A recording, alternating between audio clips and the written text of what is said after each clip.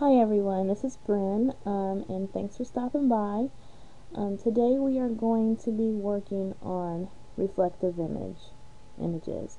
This is a real easy little technique. I'm going to show you two different ways to do it, or at least that I would personally do it, and it's a lot of fun and it's really not very difficult to do at all.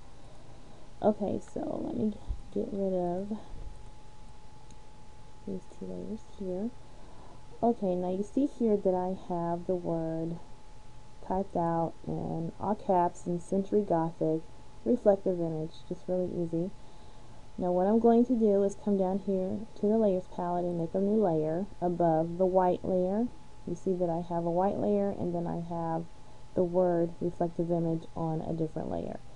So I've just made a new layer above the white layer, and I'm going to control click on the reflective image layer, that thumbnail. I'm just going to control click on the thumbnail, stay on the current layer that I'm on, and then hit Alt backspace.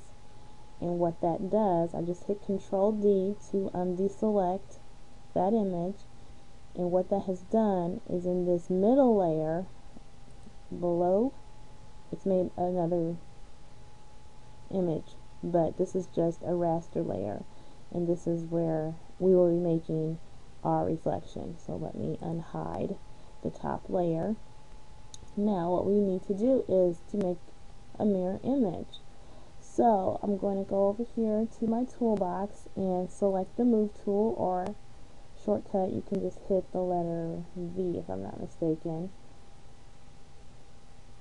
and hit Control T, which will have this transform control box pop up, and you'll see here that in the bounding box going around this image, we're still in the middle layer, you'll see there are different anchor points. These little squares are called anchor points, and if you come up here where my little cursor is, those represent the different anchor points going around that image.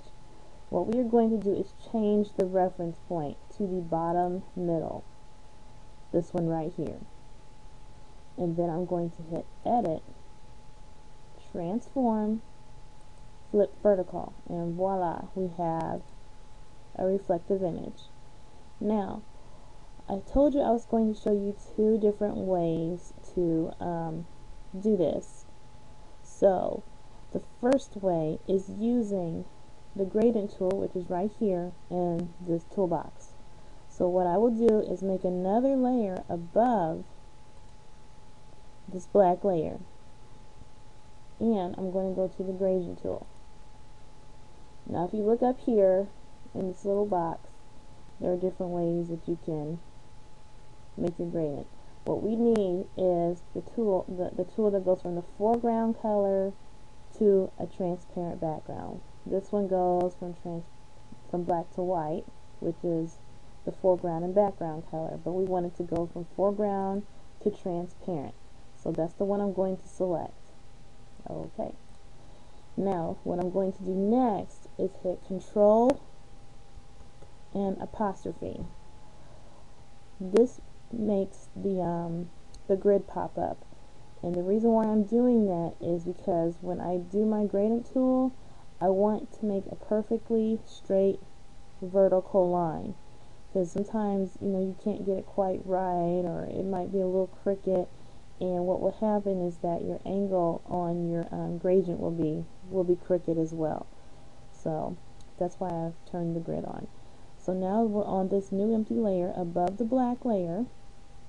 What I'm going to do is control click on the black layer's thumbnail, but stay on the empty layer. Okay, so now I'm going to hide this black layer. I don't need it right now. Okay, so now we have an just empty layer with the word reflective image selected.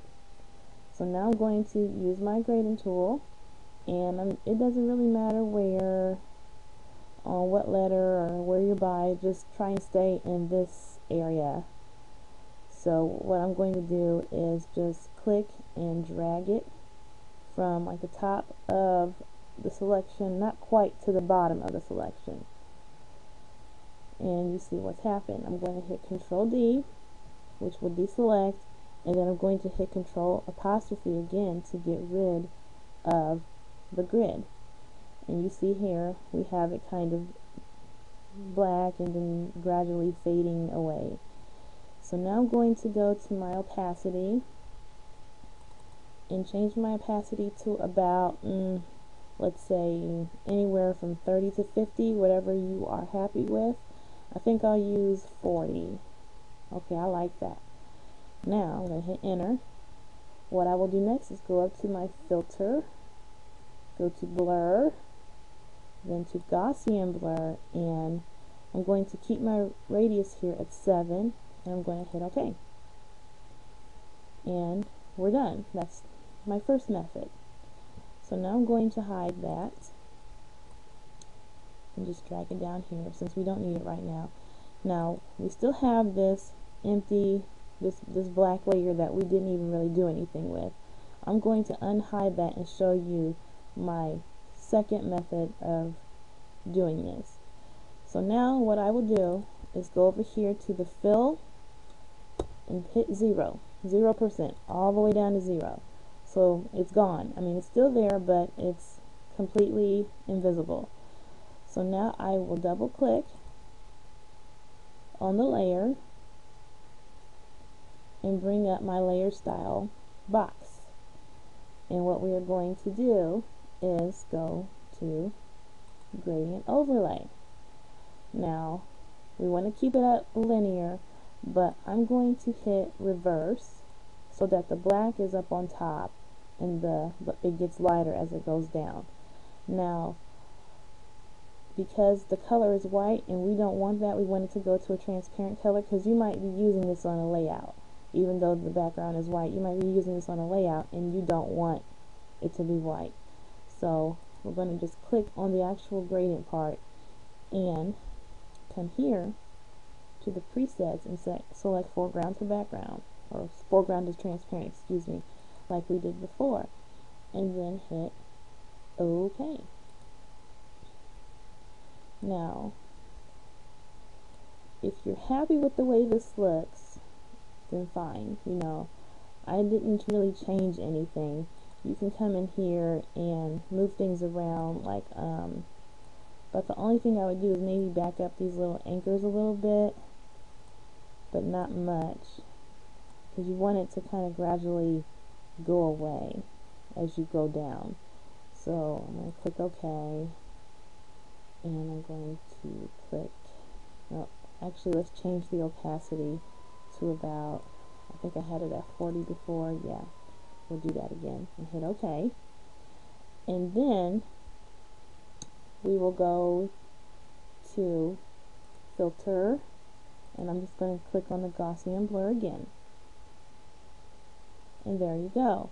If you want to get rid of the layer and you just want the layer effects and you want this to just be a simple layer, what I would suggest doing is while you're on this layer, go ahead and hit the control button and click on the new layer icon, and then go back up here and then just hit Control E, and that will make it an individual layer. So that is the second method I would use. So now we have two different ways to do it. So here's the first method and the second method, and you see they pretty much basically look just alike. So that's it for now, and I hope this was easy to understand, and if you all have any questions, just please post them in the comment section of the blog and I will try to answer all of them. So thank you, and I'll talk to you soon.